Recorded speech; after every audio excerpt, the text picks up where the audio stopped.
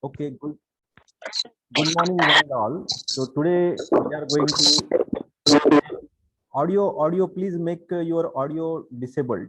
So today we are going to discuss unit number 5, that is digital signal processors 1. Unit number 6 is also on DSP processors.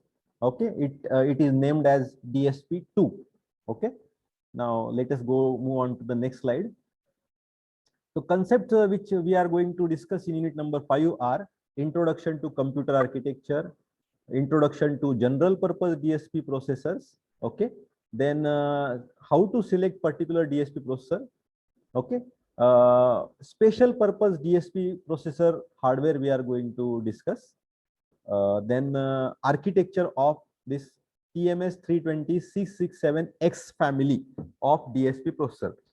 Okay, म्हणजे C67 त्याला short मध्ये एवढं असं सुद्धा म्हणतात, C67X processor family. ही DSP प्रोसेसरची family. Floating point processors दोन प्रकार आहेत ना डीएसपी प्रोसेसरचे, fix point, floating point. Floating point processors काय करतात, फ्लोटिंग पॉइंट अरिथमॅटिक हँडल करू शकतात. म्हणजे 0.001 इंटू 0.2 किंवा 0.1 इंटू 3 असं फ्लोटिंग पॉइंट अरिथमॅटिक सपोर्ट करतात. मल्टिप्लिकेशन, ऍडिशन काय असेल ते. आणि फिक्स पॉइंट प्रोसेसर फक्त फिक्स पॉइंट डेटा हँडल करू शकतात. ठीक आहे, तर हा जो C67X फॅमिली जी आहे ती फ्लोटिंग पॉइंट प्रोसेसरची फॅमिली आहे. त्या फॅमिलीचे अनेक मेंबर्स आहेत. ठीक आहे, तर त्यांचं आर्किटेक्चर सेम आहे म्हणून मग आपण त्याला C67X फॅमिली म्हणतो. X स्टँड्स मे बी 54 और समथिंग एल्स 48. ओके, तर त्या प्रोसेसर फॅमिलीचं सीपीयू कसं आहे, आर्किटेक्चर कसं आहे, त्याच्यामध्ये जनरल पर्पज रजिस्टर फाईल्स आहेत. तर मग रजिस्टर्स कसे आहेत, बरोबर ना. आता आर्किटेक्चर ज्यावेळेस आपण समजणार, इथले बघणार, आर्किटेक्चरच्या आतमध्ये काय काय असतं, सीपीयू असतो, रजिस्टरचे फाईल्स असतात, फंक्शनलचे युनिट्स असतात, डेटा पाथ्स असतात आणि कंट्रोल रजिस्टर फाईल असतात. म्हणजे थोडक्यात हा जो पॉइंट आहे आर्किटेक्चर ऑफ TMS 320 C67X, हे एकदा आर्किटेक्चर समजलं का हे खालचे जे पॉइंट्स आहेत ते ऑटोमॅटिक बाय डिफॉल्ट कव्हर होतात. ठीक आहे, आणि वरचे जे पॉइंट्स आहेत या पॉइंटच्या वर हे जनरल इंट्रोडक्टरी पॉइंट्स आहेत. What do mean by computer architecture, what is the meaning of general purpose DSP processor, how to select particular DSP processor for particular application.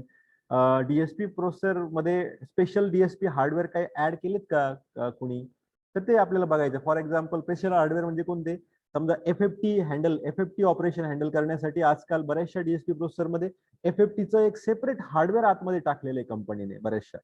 आणि शक्यतो पॉप्युलर कंपनी कोणती, Texas instruments, TI. Texas instrument is the popular company who design and launch various types of DSP processors.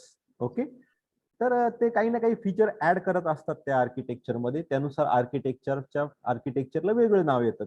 तर आपला syllabus जर विचार केला तर C67X family जो फ्लोटिंग पॉइंट प्रोसेसर आहे तो आपल्याला डिस्कस करायचा आहे. आता डीएसपी प्रोसेसर का गरजेचा आहे, तर DSP processors is useful for handling FFT kind of operation, correlation, filtering. Obviously these particular operations can be performed by microprocessor as well as microcontroller, no problem.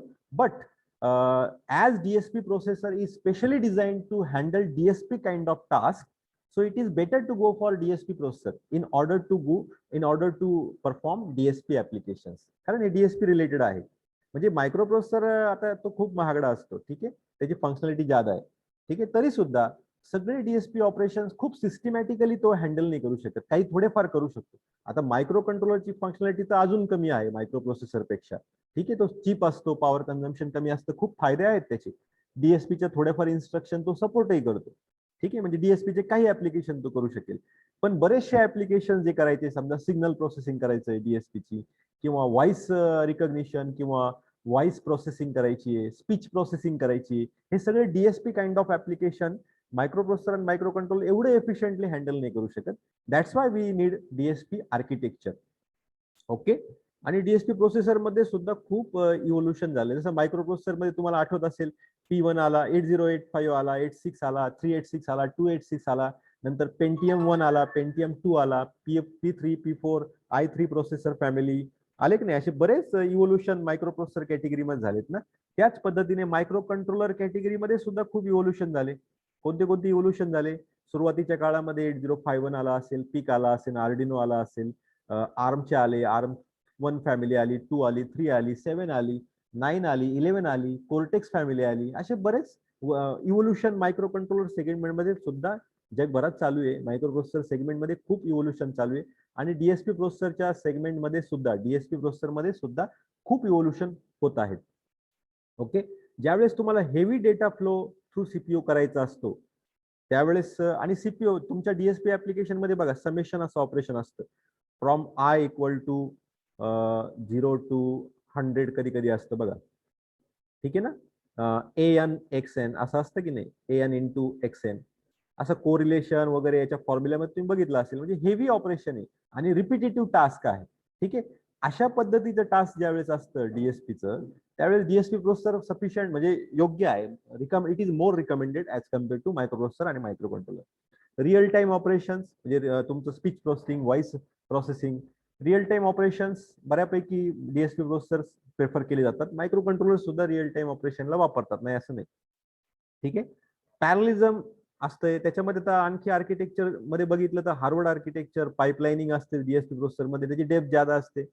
Dedicated hardware Mac असतो, multiply and accumulate unit. कशासाठी? हे बघा इथे बघा, N x N, समजा N x N जर आपण multiply करतो आणि परत आय इक्वल टू 0 ला केलं, आय इक्वल टू 1 ला परत एन एक्स एन करतो, आय इक्वल टू 2 ला, असं अप टू 100. म्हणजे डेडिकेटेड त्यासाठी आपल्याला मल्टिप्लाय आणि अक्युमुलेट युनिट जर मिळाला प्रोसेसरच्या आतमध्ये, ठीक आहे, डेडिकेटेड, म्हणजे त्याला सीपीयू ला बाकीचं ताणच नकोय.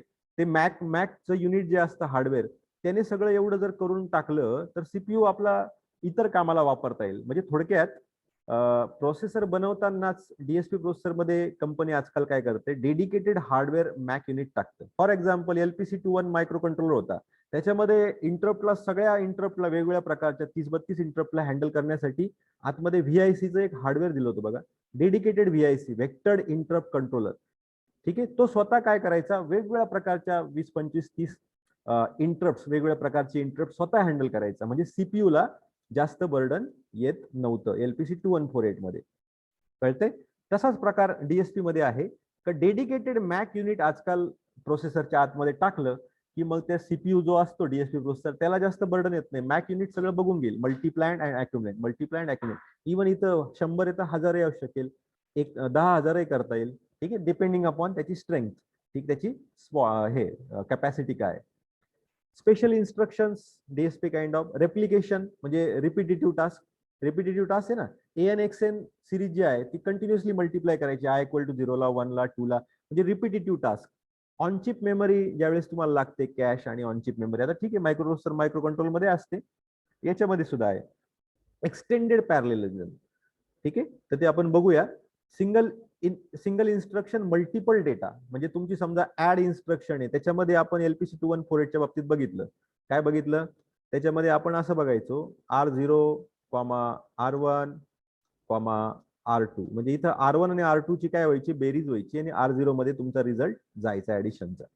पण इथं डेटा किती आहे, हा 32 बिट डेटा R1 चा, R2 चा 32 बिट डेटा, बस 2 डाटावर काम तुम्ही करू शकतात. पण समजा आपल्याकडे जर आपल्याला असं करायचंय, R3 ची पण बेरीज करायची, याच्याबरोबर R4 ची पण करायची, डॅश डॅश RN पर्यंतची करायची, म्हणजे at a time more than 232 bit data you want to suppose add or subtract or multiply, something like that operation you want to do. In that case,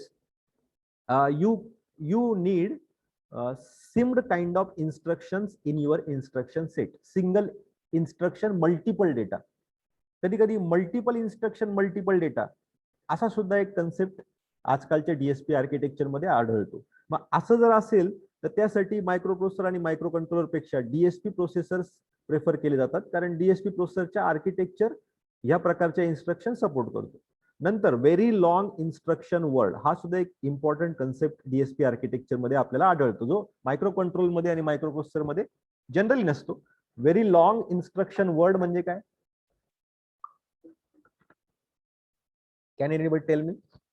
very long instruction word म्हणजे काय, suppose you are having very large instruction, okay okay, of that instruction, some portion of that instruction, if suppose it is related with CPU किंवा ALU शी related part आहे, म्हणजे arithmetic logical operation. ह्या समजा ही फार मोठी instruction आहे बघा, very long instruction, word म्हणजे साईज. त्या इन्स्ट्रक्शनचा पहिला जो सेगमेंट आहे समजा तो अरिथमॅटिक लॉजिक युनिट रिलेटेड आहे, म्हणजे ऍडिशन, सबट्रॅक्शन, मल्टिप्लिकेशन, मूव वगैरे. दुसरा पार्ट समजा जो काय आहे त्या इन्स्ट्रक्शनचा तो सपोज याच्या रिलेटेड आहे, कंट्रोल युनिट रिलेटेड आहे. ठीक आहे. तिसरा पार्ट समजा इन्स्ट्रक्शनचा, त्या इन्स्ट्रक्शन मध्ये समजा मेमरी युनिट रिलेटेड आहे, मेमरी युनिट. कळतंय का मी काय बोलतोय? परत एकदा ऐका. आणि चौथा पार्ट परत सपोज, चौथा पार्ट इन्स्ट्रक्शनचा सपोज तो परत एएलयू रिलेटेड आहे, arithmetic logic unit related, addition, subtraction वगैरे. कळतंय? किती मोठी इन्स्ट्रक्शन आहे? खूप मोठी इन्स्ट्रक्शन आहे. ठीक आहे. त्या इन्स्ट्रक्शन मध्ये आपल्याला ऍडिशन, सबट्रॅक्शन पण करायचं आहे, कंट्रोल युनिट रिलेटेड काहीतरी कंट्रोलिंग सुद्धा करायचं आहे, मेमरी रिलेटेड काहीतरी ऑपरेशन मेमरीचं पण करायचं आहे, लोड स्टोअर वगैरे. आणि परत चौथा पार्ट त्याच्यामध्ये परत अरिथमॅटिक लॉजिक रिलेटेड काहीतरी काम करायचं, असं एकच इन्स्ट्रक्शन आहे. ठीक आहे. आता एवढी मोठी इन्स्ट्रक्शन एका सीपीयू ला जर गेली मायक्रो कंट्रोलरच्या किंवा मायक्रो प्रोसेसरच्या, जमेन का रे? शक्यतो जमणार नाही. कारण मायक्रो कंट्रोलर काय करतो की अरिथमॅटिक लॉजिक युनिटची इन्स्ट्रक्शन बाबा आधी दे आम्हाला, हा पहिला पार्ट आम्हाला पाठव, मग दुसरा पार्ट पाठव, मग तिसरा पार्ट पाठव, मग चौथा पाठव, असं तुमचा मायक्रो कंट्रोलरचा सीपीयू म्हणेल आणि तसंच आपल्याला करावं लागेल. ठीक आहे. पण डीएसपी प्रोसेसर मध्ये आजकाल डीएसपी प्रोसेसर व्हीएलआयडब्ल्यू कन्सेप्टवर आधारित असल्यामुळे, व्हेरी लॉंग इन्स्ट्रक्शन वर्ड कन्सेप्टवर आधारित असल्यामुळे अशी टोटल एकच ही मोठी इन्स्ट्रक्शन ऍट अ टाइम जेव्हा सीपीयू ला आपण देतो डीएसपी प्रोसेसर मध्ये, तर सीपीयू काय करतो, ती इन्स्ट्रक्शन आल्यानंतर तिला ब्रेक करतो, आतमधल्या आत स्वतः ब्रेक करतो आणि स्वतः हा पहिला पोर्शन एएलयू ला पाठवतो, स्वतः हा पोर्शन कंट्रोल युनिटला पाठवतो, स्वतः हा पोर्शन मेमरी युनिटला पाठवतो, चौथा पोर्शन परत एएलयू ला पाठवतो. कळतंय का? म्हणजे व्हीएलआयडब्ल्यू आर्किटेक्चरवर आधारित जर तुमचा डीएसपी प्रोसेसर असेल तर मग अशी मोठा इन्स्ट्रक्शन वर्ड जेव्हा तुम्ही सीपीयू ला पाठवता, CPU on its own break this instruction into number of parts and dispatch corresponding part to the concerned unit. कधी कधी सीपीयूच्या आतमध्ये आजकालच्या डीएसपी प्रोसेसर मध्ये एक युनिट एएलयूचं असतं, कधी कधी दोन एएलयू आतमध्ये असतात, कधी कधी तीनही एएलयू सीपीयूच्या आतमध्ये असू शकतात, डिपेंडिंग अपॉन द फॅमिली. कोणत्या फॅमिलीचा सीपीयू आहे त्यानुसार एएलयू एकही असेल, दोनही असेल, तीनही असेल. सपोज 3 एएलयू सीपीयूच्या आतमध्ये आहे तर मग थोडक्यात 5वा सेक्शन सुद्धा तुम्ही एएलयू रिलेटेड त्या इन्स्ट्रक्शन मध्ये असला तरी चालेल. कळते? तशी इन्स्ट्रक्शन अवेलेबल इन्स्ट्रक्शन सेट मध्ये असेल तर ती वापरू शकणार तुम्ही. ठीक आहे. आता डिपेंड कसं असतं, प्रत्येक प्रोसेसरला, मायक्रो प्रोसेसर असो, मायक्रो कंट्रोलर असो, डीएसपी प्रोसेसर असो, त्याला स्वतःचा एक इन्स्ट्रक्शन सेट असतो की नाही. त्या इन्स्ट्रक्शन मध्ये अशी इन्स्ट्रक्शन जर असेल की ज्याच्यामध्ये तीन तीन तीन एएलयू रिलेटेड टास्क आहे, एकाच इन्स्ट्रक्शन मध्ये 3 एएलयू रिलेटेड टास्क आहे, मग अशी इन्स्ट्रक्शन सेट मध्ये असेल तर ती आपण वापरू शकतो. पण प्रोव्हाइडेड दॅट ती इन्स्ट्रक्शन आहे म्हणजे याचा अर्थ तो त्या मायक्रो कंट्रोलरचा सीपीयू सुद्धा त्या सीपीयू मध्ये सुद्धा 3 एएलयू असायलाच पाहिजे.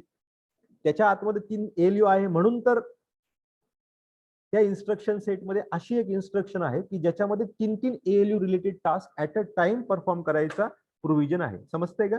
जसं तुमच्या LPC 2148 च्या मायक्रो कंट्रोल मध्ये 2 इन्स्ट्रक्शन सेट होत्या की नाही, म्हणजे सपोर्ट करायचा 2148. एक आर्म इन्स्ट्रक्शन सेट ज्याच्यामध्ये 58 इन्स्ट्रक्शन होत्या 32 बिटच्या, आणि थंब इन्स्ट्रक्शन सेट की ज्याच्यामध्ये साधारणतः 30 इन्स्ट्रक्शन होत्या 16 बिटच्या.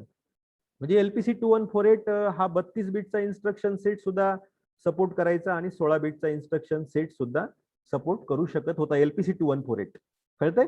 त्यासाठी आपण काय करायचो, सीपीएसआर रजिस्टर मध्ये टी नावाचं बीट असतं बघा, टी नावाचं CPSR register, current program status register मध्ये हा टी नावाचं बीट जेव्हा आपण 1 करायचो त्यावेळेस ऑटोमॅटिकली तुमचा LPC 2148 thumb instruction set support करायचा. आणि टी बीट जर तुम्ही 0 केलं, थंब बीट 0 केलं, तर ऑटोमॅटिकली तुमचा LPC 2148 arm instruction set support करायला सुरुवात करायचा. कळतंय का? तसंच डीएसपी प्रोसेसरचं सुद्धा एक इन्स्ट्रक्शन सेट आहे, त्याच्यामध्ये सुद्धा खूप सारे इन्स्ट्रक्शन्स आहेत. ठीक आहे. आणि एक सुपर स्केलर आर्किटेक्चर असा सुद्धा काही काही डीएसपी प्रोसेसर मध्ये फिलॉसॉफी वापरलेली आहे. तर अशा सगळ्या गोष्टींमुळे तुमचा डीएसपी प्रोसेसर गरजेचा आहे आजच्या जमान्यामध्ये. म्हणून डीएसपी प्रोसेसर एक सेपरेट सेगमेंट आहे. जसा तुमचा मायक्रो प्रोसेसर सेगमेंट आहे, मायक्रो कंट्रोलर एक वेगळा सेगमेंट आहे, तसा डीएसपी प्रोसेसर सुद्धा एक वेगळा सेगमेंट आहे आणि त्याची गरज आहे. ठीक आहे, समजते का? Hope you understood the concept of DSP processor, why DSP processor is required, what kind of operations DSP processor can handle. For example, filtering.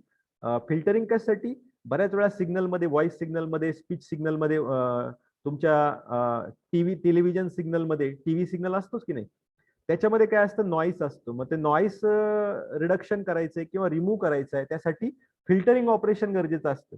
ठीक आहे, मग फिल्टरिंग म्हटलं तर डीएसपी प्रोसेसर वापरा. कोरिलेशन म्हटलं तर डीएसपी प्रोसेसर वापरा. एफएफटी कळतंय, तिथं मायक्रो कंट्रोलर, मायक्रो प्रोसेसर जरी त्यांनी शक्य असलं, पण एवढं एफिशियंटली डीएसपी प्रोसेसर एवढ्या एफिशियंटली फिल्टरिंग, कोरिलेशन आणि एफएफटी तुमचा मायक्रो कंट्रोलर आणि मायक्रो प्रोसेसर करू शकत नाही. In that case you go for DSP processor. You understood why there is a need of DSP architecture. Okay, आणि DSP architectures are generally based on Harvard philosophy. ALUs त्याच्यामध्ये असतात, input output ports असतात. कळते, कधी कधी आतमध्ये एफएफटीचा एक separate hardware आतमध्ये दिलेला असतो. कळते, अशा सगळ्या प्रकारचे आपल्याला कन्सेप्ट आपल्याला बघायला मिळतात डीएसपी प्रोसेसर मध्ये. अशा पद्धतीचं आर्किटेक्चर आहे. बघा स्क्रीनवर सगळ्यांनी बघा, एक जनरल पर्पज स्टँडर्ड मायक्रो प्रोसेसरचं आर्किटेक्चर दाखवलंय आहे का स्क्रीनवर? मायक्रो प्रोसेसरचं आर्किटेक्चर बरं काही सिलेबस मध्ये नाहीये, फक्त आपण डिस्कस करतोय की मायक्रो प्रोसेसरचं आतमध्ये कसं असतं, मायक्रो कंट्रोलरचं आतमध्ये कसं असतं आणि डीएसपी प्रोसेसरच्या आतमध्ये जनरली काय काय असतं. आता मायक्रो प्रोसेसर मध्ये तुम्हाला काय काय दिसतं? एक ऍड्रेस बस असते. ठीक आहे, ऍड्रेस जनरेटर काय करतो? ऍड्रेस तयार करतो. एएलयू असतो, अक्युमुलेटर असतं, मल्टीप्लायर असतं, रजिस्टर्स असतात, program memory, data memory separate असते, डेटा इकडून तिकडे वाहण्यासाठी डेटा बस असते, डेटा आतमध्ये घेण्यासाठी किंवा प्रोसेसरच्या बाहेर पाठवण्यासाठी इनपुट आउटपुट डिव्हाइसेस असतात. अशा पद्धतीचं एक मायक्रो प्रोसेसरचं आर्किटेक्चर असतं. ठीक आहे, कळतंय ना? हा, आणि स्पीड स्पीड आहे त्याचं. आता हे बघा, सिग्नल प्रोसेसिंगसाठी कसं त्यांनी आपल्याला आर्किटेक्चर इम्प्रूव्ह करता येतं. मग सेपरेट ऍड्रेस बस, एक्स ऍड्रेस बस, वाय ऍड्रेस बस, पी ऍड्रेस बस. ठीक आहे, असं सेपरेट केलेलं दिसतंय. एक्स डाटा बस म्हणजे 3 इन्स्ट्रक्शन ऍट अ टाइम तुम्ही प्रोसेस करू शकता. डेप्थ वाढवली थोडक्यात पाईपलाईनिंगची. ठीक आहे, अशा पद्धतीने आर्किटेक्चर सिग्नल प्रोसेसिंग साठी आपण इम्प्रूव्ह करू शकतो डीएसपी ऑपरेशन्स मध्ये, बरं का. An important goal of DSP hardware design is to optimize both hardware architecture and instruction set for DSP operations. It is achieved by extensive use of concept of parallelism. कळतंय का? आता बघा, मागच्या या slide मध्ये बघा, पहिल्या इन्स्ट्रक्शन साठीची ऍड्रेस बस वेगळी एक कन्सेप्ट आहे, दुसरी ऍड्रेस बस, तिसरी ऍड्रेस बस, म्हणजे at a time 3 instructions process होऊ शकतात ना. 3 इन्स्ट्रक्शन रिलेटेड, एक्स साठी सेपरेट डेटा बस, वाय साठी separate data bus, P data साठी, तिसऱ्या इन्स्ट्रक्शन साठी सेपरेट डाटा बस. ठीक आहे, कळतंय? मेमरी सुद्धा सेपरेट आहे बघा. अशा पद्धतीने पॅरलिझमचा कन्सेप्ट पुरेपूर याच्यामध्ये करणं शक्य आहे. पॅरलिझम मग पॅरलिझम म्हणजे काय? ऍट अ टाइम किती इन्स्ट्रक्शन्स तुम्ही परफॉर्म करू शकतात. So parallelism can be achieved with the help of Harvard architecture. Pipelining करूनही करता येतात. फास्ट डेडिकेटेड हार्डवेअर जर सेपरेट आतमध्ये मल्टीप्लायर्स असतील, 1 मल्टीप्लायर, 2 मल्टीप्लायर, 3 मल्टीप्लायर, तर त्याने सुद्धा पॅरलिझम अचीव्ह करणं शक्य आहे. कळते? स्पेशल इन्स्ट्रक्शन्स ने सुद्धा शक्य आहे. रेप्लिकेशन्स केलं तरी पॅरलिझम अचीव्ह होऊ शकतं. ठीक आहे. In modified Harvard architecture, the program and data memories can communicate with each other unlike in strict architecture. आता तुमच्या डीएसपी प्रोसेसर मध्ये हार्डवेअर आर्किटेक्चर असतंच, पण त्याच्याही पुढे जाऊन मॉडिफाईड हार्वर्ड आर्किटेक्चर बऱ्याचशा डीएसपी प्रोसेसर मध्ये आहे. याचा अर्थ काय? प्रोग्राम आणि डेटा मेमरी सुद्धा एकमेकांशी बोलू शकतात. आता आजकाल इंटरॅक्ट करू शकतात, डेटा इकडून तिकडे पाठवू शकतात. प्रोग्राम मेमरी आणि डेटा मेमरी. प्रोग्राम मेमरी म्हणजे काय? प्रोग्राम मेमरी मध्ये फक्त प्रोग्राम असतो, इन्स्ट्रक्शन्स, आणि डेटा मेमरी मध्ये काय? ऑपरंट्स म्हणजे व्हॅल्यूज डेटा मेमरी मध्ये असतात. जनरली प्रोग्राम आणि डेटा मेमरी एकमेकांशी बोलत नाही हार्वर्ड आर्किटेक्चर मध्ये, पण मॉडिफाईड मध्ये ते शक्य आहे. ठीक आहे, पाईपलाईनिंग ही कन्सेप्ट तुम्हाला ऑलरेडी माहित आहे. याच्यावर आपण डिटेलमध्ये जाऊया. आता आपण सध्या आपलं जे आजचं टास्क आहे ते कम्प्लीट करूया. डीएसपी प्रोसेसरचे दोन प्रकार काय, फिक्स पॉइंट आणि floating point. Okay, fix point processors त्याचे जनरेशन भरपूर फॅमिली आल्या. First generation processor, second generation, third generation and fourth generation. We will cover this later on, but you just understand how the DSP processors are evolved over the time. Okay, भरपूर generation आल्यात. तर आपण जी बघतोय ती बघा, आता हा जो आहे C65, आता हे सगळे फिक्स पॉइंट प्रोसेसर्स आहे फॅमिली याच्या फिक्स पॉइंट. त्याच्यामध्ये भरपूर जनरेशन आहे. जसं आपण म्हणतो ना, पेंटियम 1 एक जनरेशन आली, P2 एक आली, P3 आली, P4, i3, i5, i7, तसे याच्या पण जनरेशन आल्यात. ठीक आहे, याच्यामध्ये लेटेस्ट जी आहे दिसते फिक्स पॉइंट प्रोसेसर मध्ये C62XX फॅमिली. त्याच्यामध्ये VLIW कन्सेप्ट आला. आधी VLIW कन्सेप्ट नव्हता. VLIW म्हणजे काय, व्हेरी लॉंग इन्स्ट्रक्शन वर्ड, म्हणजे एकच इन्स्ट्रक्शन भरपूर त्याच्यामध्ये फंक्शनॅलिटी आहे. सेपरेट इन्स्ट्रक्शन देण्यापेक्षा एकाच इन्स्ट्रक्शन मध्ये ALU चं टास्क आहे, त्याच इन्स्ट्रक्शन मध्ये मेमरी रिलेटेड आहे, कंट्रोल युनिट रिलेटेड आहे. ठीक आहे, आणि परत 2-3 ALU रिलेटेड टास्क आहे एकाच इन्स्ट्रक्शन मध्ये. मग तुमचं डीएसपी आर्किटेक्चर VLIW कन्सेप्ट वर असेल तर अशी इन्स्ट्रक्शन त्याला चालेल, व्हेरी लॉंग इन्स्ट्रक्शन वर्ड. अशी मोठी इन्स्ट्रक्शन त्या सीपीयू ला दिली का तो सीपीयू ऑटोमॅटिक आतमध्ये ती ब्रेक करतो आणि कन्सर्न पार्ट, त्या इन्स्ट्रक्शनचा कन्सर्न पार्ट त्या कन्सर्न युनिटला पाठवून देतो. ALU चा पार्ट असेल त्या इन्स्ट्रक्शन मध्ये ALU ला जाईल, कंट्रोल युनिट रिलेटेड पार्ट असेल तर CU ला जाईल, मेमरी रिलेटेड असेल तर MU ला जाईल. ठीक आहे, म्हणजे बघा चौथ्या जनरेशन मध्ये हा मोठी सुधारणा फिक्स पॉइंट प्रोसेसर मध्ये दिसते. अगोदर काय होतं, ऑन चिप होती, हार्डवेअर होतं, असं स्टेप बाय स्टेप इथे मॅक युनिट आलंय. ठीक आहे, असं step by step DSP processor मध्ये फिक्स पॉइंट मध्ये इव्होल्युशन झाले. फ्लोटिंग पॉइंट मध्ये बघा, पहिल्या जनरेशन मध्ये, दुसरी जनरेशन आणि तिसरी जनरेशन. तर आपण ज्या सिलेबस मध्ये जो आर्किटेक्चर आहे TMS 320C67XX ही फॅमिली जी आहे, it comes under third generation and it is for the first time it is based on VLIW concept, very long instruction word. ठीक आहे, आता हे आपण जस्ट डिस्कस केले. हे बघा, स्पेशल पर्पज डीएसपी प्रोसेसर जे असतं त्याच्यामध्ये डेडिकेटेड हार्डवेअर युनिट असतात. FIR चं डेडिकेटेड हार्डवेअर युनिट, म्हणजे आतमध्ये FIR चं हार्डवेअर युनिट डीएसपी प्रोसेसर मध्ये असलं तर सीपीयू ला जास्त त्रास होत नाही. सीपीयू परफॉर्म्स अंडर लेस बर्डन. सीपीयू काय करणार, FIR रिलेटेड टास्क आहे ना, मग FIR चा आतमध्ये एक बॉक्स आहे, हार्डवेअर बॉक्स, त्याला ते देऊन टाकणार. So this way special hardware units are included in the DSP architecture. कळतंय? आता डीएसपी प्रोसेसर मध्ये मल्टीप्लायर युनिट सुद्धा, हार्डवेअर मल्टीप्लायर सुद्धा आतमध्ये आहेत. आणि आजकालच्या लेटेस्ट मायक्रो कंट्रोलर मध्ये सुद्धा मल्टीप्लायर्स, हार्डवेअर मल्टीप्लायर्स ऍड झालेले आहेत. 8051 आणि पीक मध्ये हार्डवेअर नव्हते, मल्टीप्लायर हार्डवेअर्स.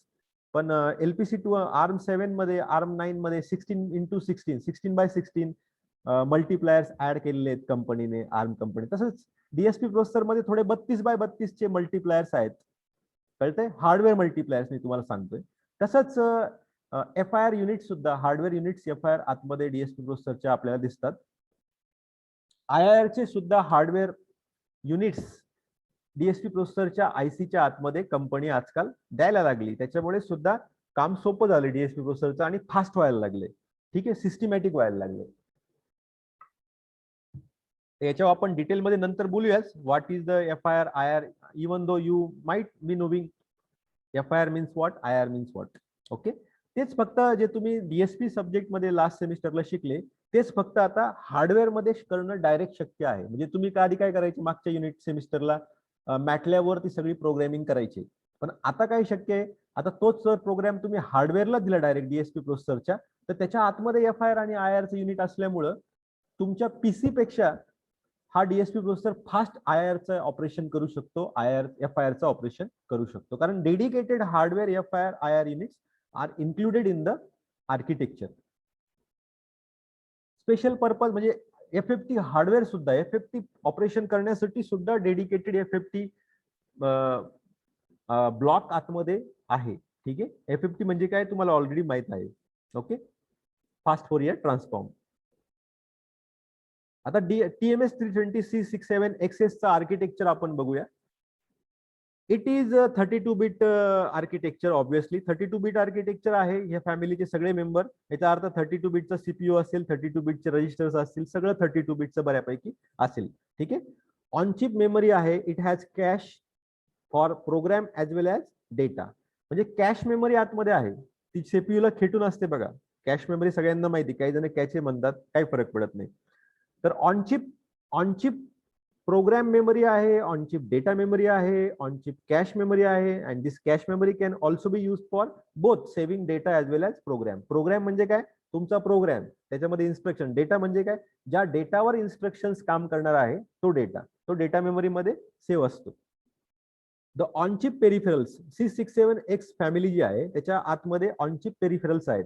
जसं तुम्ही आठवा LPC 2148 मध्ये ऑन चिप पेरिफेरल्स कोणते होते, 2 ADC होते, एक डॅक होता, I2C चे 2 होते इंटरफेसेस, SPI चे 2 इंटरफेस होते. हे सगळे ऑन चिप पेरिफेरल होते की नाही LPC 2148 मध्ये. तसंच C67XX फॅमिलीच्या आतमध्ये कोणते कोणते ऑन चिप पेरिफेरल्स कंपनीने दिले आहेत, तर EMIF direct memory access controller DMA controller दिलेला आहे, टायमर्स दिले आहेत, multi channel buffered serial ports दिले आहेत, HPI होस्ट पोर्ट इंटरफेस दिलंय आणि पॉवर डाऊन लॉजिक सुद्धा ह्या फॅमिलीमध्ये आहे. याचे अर्थ काय काय हे आपण डिटेलमध्ये नंतर बघू. फक्त you at this moment you remember which on chip peripherals are included in the TMS 32067XX architecture: EMFI, DMA, MAC, BSP, HPI, power down logic. आता आर्किटेक्चर बघू आपण. बघा इथे आर्किटेक्चर खूप सिस्टमॅटिक आर्किटेक्चर आहे. याच्यामध्ये हा जो पोर्शन दिसतोय, हा जो पूर्ण पोर्शन बघा, हा पूर्ण पोर्शन काय असतो, this is called as CPU of TMS 320 C67XX family. हा CPU आहे. या CPU च्या व्यतिरिक्त प्रोग्राम मेमरी आहे आणि ही डेटा मेमरी आहे. Program memory can support 32 bit addresses. Okay, आता 32 बिटचा आर्किटेक्चर आहे म्हणलं 32 बिट ऍड्रेस तो सपोर्ट करणार, कळतंय. आणि किती 32 bit instructions at a time हा प्रोसेसर हँडल करू शकतो, तर 8. किती, 8. लक्षात ठेवा, 32 बिटची एक इन्स्ट्रक्शन, 32 बिटचा एक डाटा, पुढचा 32 बिटचा एक डाटा, असं किती वेळा, 8 वेळा. म्हणजे 8 32 बिटचे डेटा तुम्ही जर ऍड केले 32 प्लस 32 प्लस 32 प्लस 32 असं 8 वेळा, तर 256 बिट डेटा तयार होऊ शकतो. आणि हा प्रोसेसर C67XX फॅमिली 256 बिटचा डाटा ऍट अ टाइम एक क्लॉक सायकल मध्ये, एका क्लॉक सायकल मध्ये किती डाटा प्रोसेस करू शकतो, 256 बिट डाटा प्रोसेस करू शकतो ऍट अ टाइम. बरं, हे आर्किटेक्चर किती बिटचं आर्किटेक्चर आहे, 32 बिटचं. म्हणजे आपल्या नियमानुसार काय करायला पाहिजे होते याने, फक्त ऍट अ टाइम एका क्लॉक सायकल मध्ये फक्त 32 बिट डाटा प्रोसेस करायला हवा होता. पण हे आर्किटेक्चर असं आहे, हे VLIW कन्सेप्टवर आधारित असल्यामुळं ऍट अ टाइम तो 8 इन्स्ट्रक्शन्स, 8 डेटा, 32 बिटचे डाटा प्रोसेस करू शकतो. म्हणजे 256. कळतंय, प्रोग्राम मेमरी आहे, डेटा मेमरी आहे. ठीक आहे. आता इथं काय बघा, डेटा मेमरी, ठीक आहे, program memory as well as program cache memory, data memory as well as data cache. म्हणजे कॅश मेमरी मध्ये सुद्धा डाटा सेव्ह होऊ शकतो ना, म्हणून इथं ऑब्लिक आहे. म्हणजे डेटा मेमरी सेपरेट आहे आणि कॅश मेमरी मध्ये सुद्धा डाटा सेव्ह होऊ शकतो, म्हणून ऑब्लिक कॅश आलंय. प्रोग्राम मेमरी सेपरेट आहे आणि कॅश मेमरी सुद्धा प्रोग्राम सेव्ह करू शकते, म्हणून कॅश ऑब्लिक प्रोग्राम आले. हा सुद्धा 32 बिटचा आहे. ठीक आहे. आणि याच्यामध्ये काय काय सपोर्ट होऊ शकतं, it supports 8 bit data as well as 16 bit data as well as 32 bit data. ठीक आहे. याच्या व्यतिरिक्त आर्किटेक्चर मध्ये काय आहे, DMA आहे, EMFI आहे. ठीक आहे. आणि ऑन चिप पेरिफेरल्स आहेत. ठीक आहे. आणि हा जो पोर्शन दिसतो एवढा, हा सगळा CPU, त्याला CPU म्हणतात, आर्किटेक्चरचा CPU. जसं आपण LPC 2148 च्या आतमध्ये बघितलं की काय होतं, ARM7 TDMI-S नावाचा एक CPU आतमध्ये होता की नाही. 2148 च्या आतमध्ये ARM7 TDMI-S नावाचा CPU होता. तसं याचं नाव काय या CPUचं, C6000 CPU. आता माझा टाइम सेशन संपतोय, ताबडतोब त्याच लिंकने परत एकदा जॉईन व्हा. आपल्याला हे आर्किटेक्चर परत एकदा समजून घ्यायचंय, कळतंय. So you please log in again with the same link. Only for next 20 to 25 minutes we are going to discuss